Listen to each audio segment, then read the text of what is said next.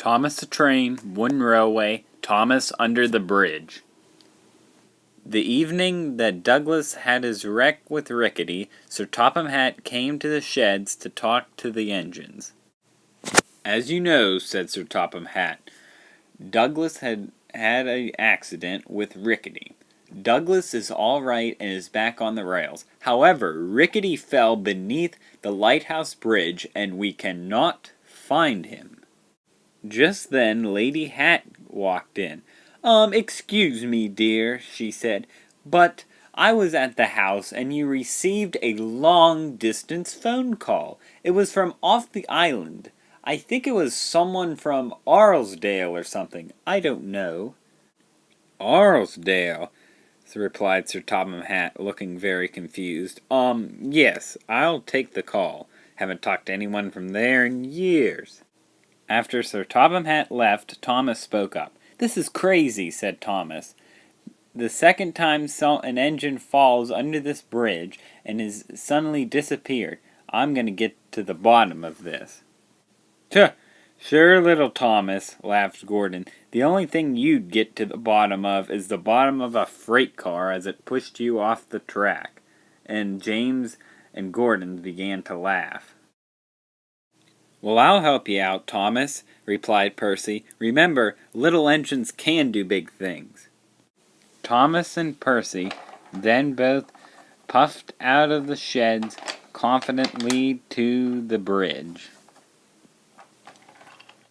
Thomas and Percy then arrived at the bridge. They brought the breakdown train along because Thomas was going to be lowered under the bridge, and if he'd get in trouble, Percy would pull him out. Trouble came when the hook snapped and Thomas fell right under the bridge. "What the heck?" said Thomas. He then opened his eyes and he was on a set of tracks. "Could it be? It is! I'm on the Magic Railroad!" Just then in front of him sat Lady Burnett Stone, Toby's freight car, Daisy, and Hector. "Thomas," said Burnett Stone, "boy, you're just the engine I wanted to see.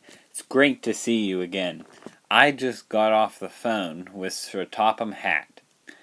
Apparently, me, him, and Dr. Arlesdale from the Arlesdale Railway are all meeting at Wellsworth Station tomorrow, and I needed somehow to get to Sodor and to bring all these engines back, and I'm so glad that you're here."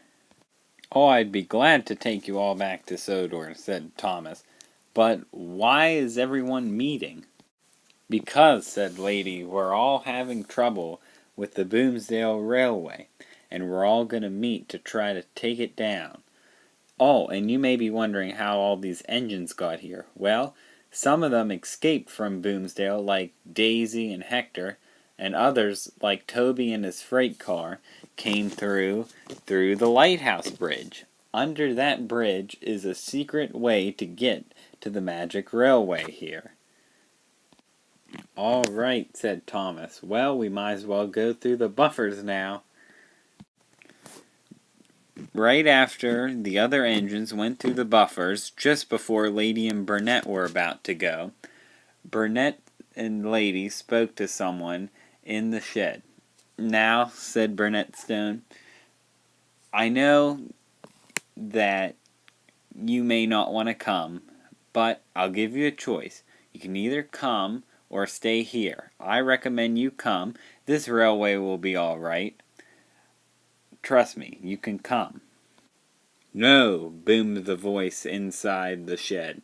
"I am the guard of the Magic Railway.